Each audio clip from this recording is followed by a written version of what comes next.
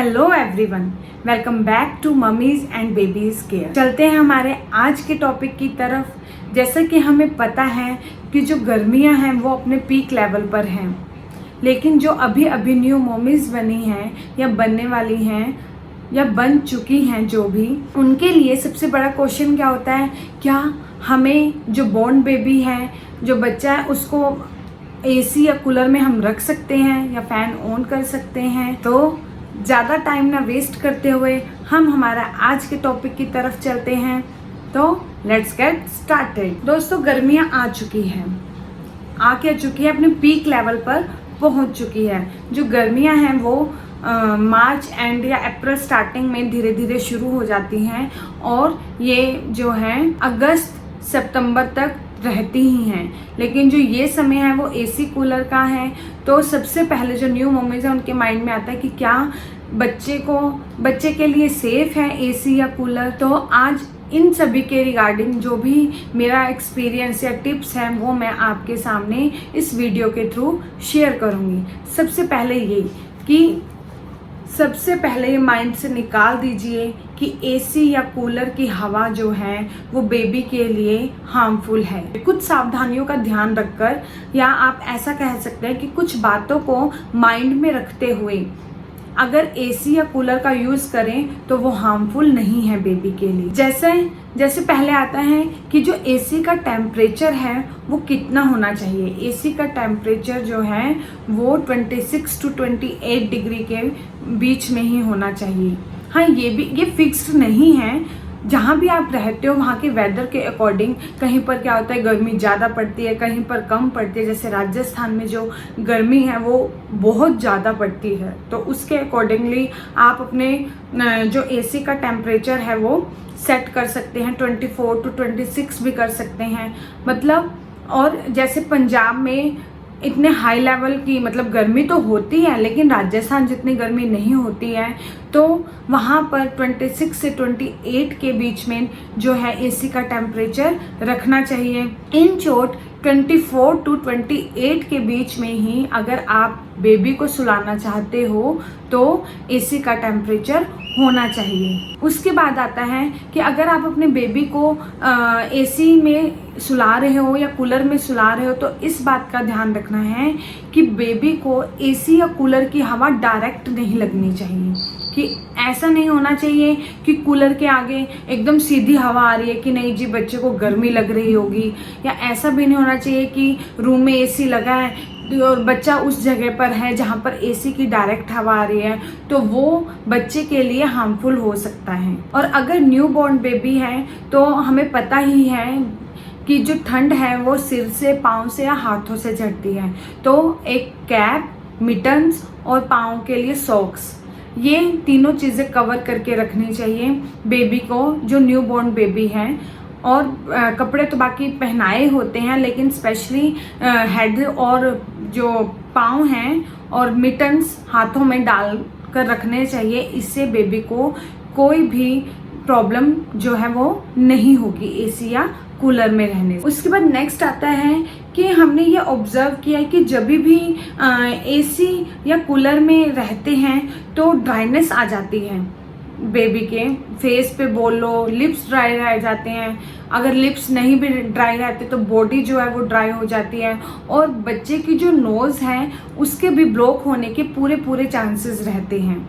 तो इसके लिए क्या करना चाहिए, बच्चे को रात को सुलाने से पहले अच्छे से मॉइस्चराइज कर देना चाहिए, और उसके बाद बच्चे को फुल स्लीव्स के ही कपड़े पहनाने चाहिए। ऊपर से जो अपर है वो फुल स्लीव्स का, और जो बॉटम है वो भी फुल पैरों तक जो स्लैक्स होती है या जिसको हम पजामा बोलते हैं वो डालना चाहिए, ताकि बच्चे को हवा नहीं लगे। आप इसके लिए वनजी का भी यूज में ला सकते हैं। वनजी क्या है, ऊपर से लेके नीचे तक बिल्कुल पाँव भी उसमें जो है वो कवर हो जाते हैं, जिससे बेबी अगर रात में कई पेरेंट्स की प्रॉब्लम होती है ना कि हमारा बच्चा तो जी ओढ़ता नहीं है, अगर उसको कुछ उड़ाते हैं तो वो हटा देता है रात को। तो कई बार ऐसा होता है कि नींदों में हमें भी नहीं पता चलता है कि बच्चे ने ये कब हटा दिया।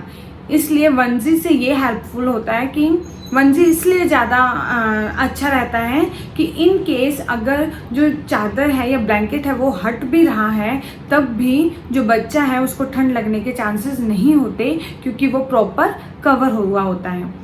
और अगर किसी दिन ऐसा होता है कि ठंडा मौसम हो रहा है लेकिन वही है, ह्यूमिडिटी के कारण एसी में ही सही रहता है बजाय कि कूलर के, तो उसके लिए क्या करना चाहिए, बच्चे को एक एक्स्ट्रा लेयर पहना दो। जैसे अगर आप वंजी पहना रहे हो तो अंदर एक कॉटन की बनियान डाल दी और ऊपर से वंजी, जिससे क्या है जो बच्चे की छाती है वो कवर रहेगी और उसको ठंड नहीं लगेगी। हमें ये भी पता है वही कि एसी में सोने से ड्राइनेस आती है। इसके लिए हम एक और ये भी कर सकते हैं कि हम जिस भी रूम में बच्चे को सुला रहे हैं वहाँ एसी लगा हुआ है, उसकी ड्राइनेस को थोड़ा कम करने के लिए उस रूम में जो है बकेट पानी की आधी बाल्टी भरकर रख दो या मग में पानी रख दो, जिससे क्या होता है कि इससे रूम की जो मॉइस्चराइज़र है वो बना रहता है। तो आप ये भी कर सकते हैं। और दूसरा ये कि नोज़ जो है वो ड्राई हो जाती है बच्चे की, तो उसको सांस लेने में दिक्कत होती है।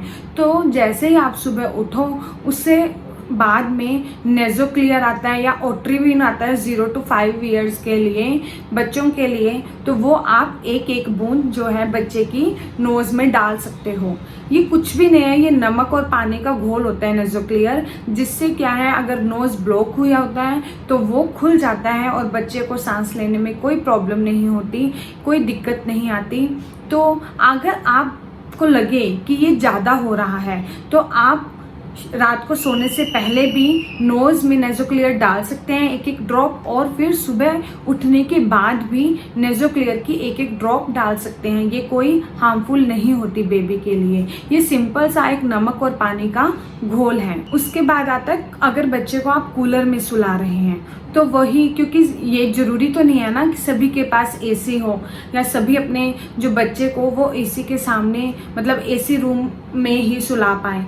कई बार ऐसा भी होता है कि हमें कूलर में भी सोना पड़ता है, तो उसके लिए भी वही कि एक तो डायरेक्ट हवा नहीं आनी चाहिए कूलर का पानी है या कूलर की साफ सफाई वो ज़रूर होनी चाहिए। जो कूलर का पानी है वो डेली चेंज करना चाहिए, कूलर को साफ रखना चाहिए ताकि डस्ट या कोई भी डिहाइड्रेशन ना हो बच्चे के लिए। और दूसरा, जैसे अब तो थोड़ा ह्यूमिडिटी वाला मौसम शुरू हो गया है, तो अगर आप कूलर के बीच में हैं या मतलब कूलर के आगे बच्चे को सुलाते हैं, कूलर वाले रूम में बेबी के साथ या बेबी को सुलाते हैं, तो वेंटिलेशन होना बहुत ज़रूरी है। इसके लिए या तो आप जिस रूम में भी आप सो रहे हैं उसकी विंडो खोल दें या डोर खोल दें ताकि वेंटिलेशन बना रहे और ह्यूमिडिटी है जो मॉइस्चराइजिंग है वो कम हो जाए, ताकि बच्चे को भी सोने में कोई प्रॉब्लम ना हो। नहीं तो अजीब सी चिपचिपाहट सी रहती है इस टाइम पर। जैसे जैसे मॉनसून आता है वैसे वैसे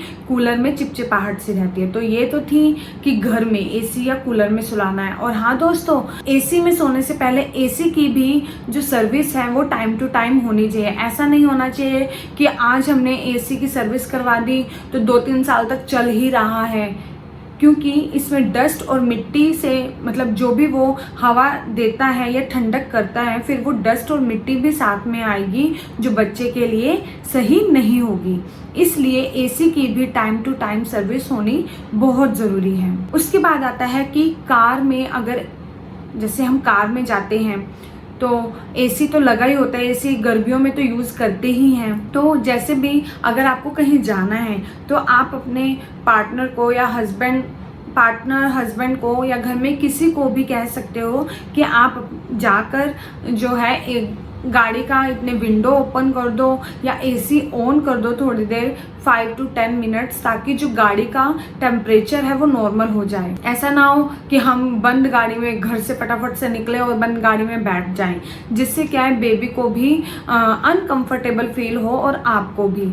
इसलिए जाने से पहले 5 से 7 मिनट पहले ही गाड़ी की जो विंडोज़ हैं वो ओपन कर दें या थोड़ी देर के लिए एसी ऑन कर दें, ताकि जो टेम्परेचर है कार का वो नॉर्मल हो जाए। इसी तरह से अगर हमने गाड़ी से उतरना है, मतलब जहाँ भी जाना है वहाँ हम पहुँच गए हैं, वहाँ पहुँचने से वही 5 to 7 मिनट्स बिफोर या तो जो एसी का लेवल है वो कम कर दो या फिर एसी को बंद कर दो, ताकि जो बेबी की बॉडी का टेम्परेचर है, जो हमारा टेम्परेचर है, वो बाहर के टेम्परेचर से थोड़ा सा मिलता जुलता हो। ऐसा ना हो कि हम एकदम से अंदर ठंडी कार से बाहर एकदम गर्मी में जाएं, तो इससे सर्द गर्म होने का भी चांसेस रहते हैं और बच्चे को भी, जो बच्चे के लिए भी ठीक नहीं है और हमारे लिए भी ठीक नहीं है। और हाँ दोस्तों, जैसे वही कि अगर आपने बच्चे को नहलाया है तो ये नहीं है कि आप एकदम से ही एसी चल रहा है आप वहाँ पर ले आओ, या कूलर चल रहा है तो आप वहाँ पर ले आओ।